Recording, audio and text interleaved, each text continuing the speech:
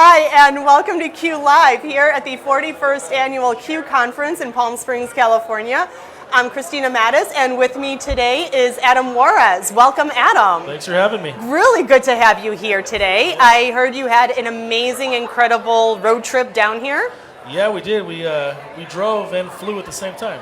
At the same time? Yeah. Tell me more about that. Well, when the wife drives, we tend to get there faster, and somehow she has like the magic touch where there's no traffic on the 210 when she drives.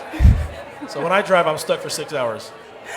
Well, so glad to have you here. And you do incredible work when it comes to student-centered learning environments. How do you make that happen? How do your students take part in that? How do you engage your families? Well, it's the student-centered learning environments is like it's a passion of mine. And he was just on here a second ago. John used to always talk about cemetery-style seating. I heard him say that years ago, and it stuck with me. I'm like, I need to change everything.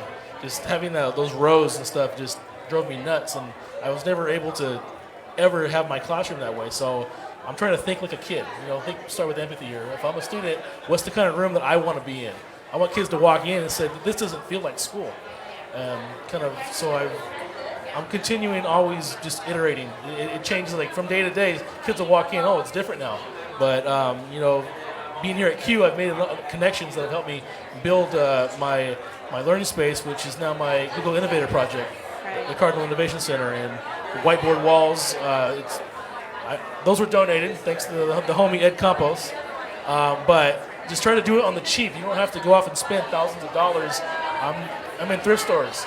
I'm just DIY everything. So it's just like I could talk all day about that. Yeah, absolutely. And what role do students play in that empathy? How do you engage their voice to help design that learning environment that really meets their needs? I'm just constantly having conversations with them. The better I know the kids, the better I know what they want, what they need. So it all boils down to relationships and really caring about being aware of what they know and what they like. Mm-hmm. And what do they like these days? Oh man, that could be dangerous. But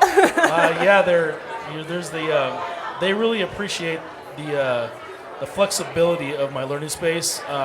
Ed and I a couple years ago decided we don't want to spend $400 on one desk that has wheels on it. It's adjustable. We figured out we could put casters on it, and the kids love. Whatever they need, it just moves around. The classroom it morphs just from period to period. And have you noticed a shift in how then students learn? Improvement in behavior, changes in outcomes, learning outcomes? Oh yeah, definitely. Again, going back to the way it morphs, you can really see the personality in the kid about the way they're sitting in class. So I have I inherited a couch, popped that in there. I went to the thrift store, got for $15, I found an old coffee table. I took some of the desks and I lowered them all the way down to like kindergarten size and put exercise balls there for them to sit on. Some kids will just, I have raised desks with stools, which I use with the money I earned from Leroy Finkel 2 years ago. So those stools, some kids will take, the stool becomes their desk and they sit on the ball. You'll see some kids who just want to sit on the floor. Some kids who want to sit on the couch and put their Chromebook on the coffee table. Some just want a regular desk and chair. And you see the personalities in them just come out just in the way they sit and how they position themselves to try and do all their work. Right, exactly. We're trying to have that coffee shop feel, yeah. And really think about if we can't work well sitting in a desk for 5-6 hours straight, how can our students do that, and how can we expect them to do that? Yeah, one of the recent things I did, I have a nice good size window, and I'm like, you know what? I'm gonna put a table right there by the window, and it's facing the window, and they have the stools right there. And the kids walked in, they looked at it, and now there's a group of kids in every class that gravitate right to it. That's their spot, that's their domain, yeah. And they feel like they're at Starbucks, and they're looking out the window while they're working. There you go. How do families react to your type of setup in your classroom? They're usually it's shock because a lot of parents they're not used to seeing that, and they wonder, and they ask a lot of questions, and usually it's pretty positive response, but it's definitely something that learning space I've designed. Our school uses it to engage with the families and communities. So that's one of the first things they show off. And have you started to notice a trend in shifting of the mindset for families in your community? It's slower than I'd like, but yes, it's moving in the right direction. That's good. That's great. How did you become interested in student-centered learning environments? You know what? I couldn't even tell you how it started. It was just my first classroom I was given. I just started tinkering with it, and like how I didn't want rows. I wanted it to be different, and it just every day it just changes. I don't know if it's just how I am. I'm changing it up all the time. Yeah, that's great. Tell me about your CV Tech Talk. The CV Tech Talk was born. It's going to be our third year coming. A couple years ago, my now wife, Catherine, we were meeting professionally. This is before we took it to a new level. We were talking about it. Two things. We want to start a conference for people in the Central Valley and a Twitter chat, because in the Central Valley, California, there's some amazing educators. Amazing. But it's like we're all off in these islands out there. It's very rural. And great things are happening, but nobody knows about it.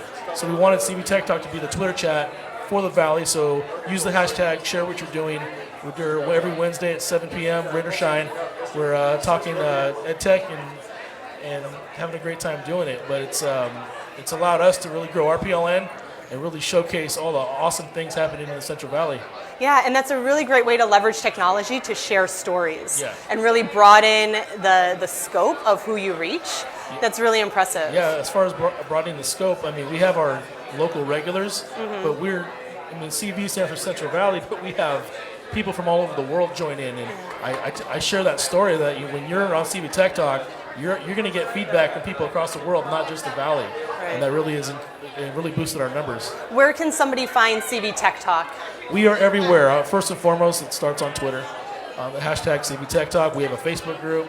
We have a Google Plus community. We have a Voxer group. We have a website, cvtechtalk.org. Awesome. Well, thank you for sharing your story here with us today on Q Live at the Q Conference here in Palm Springs, California. Really looking forward to hearing more about all the great work that you're doing in your classrooms with your students. I'm Christina Mattis, and with me today is Adam Juarez. Thanks so much for joining us. Thanks for having me. All right, see you soon. Thanks. All right.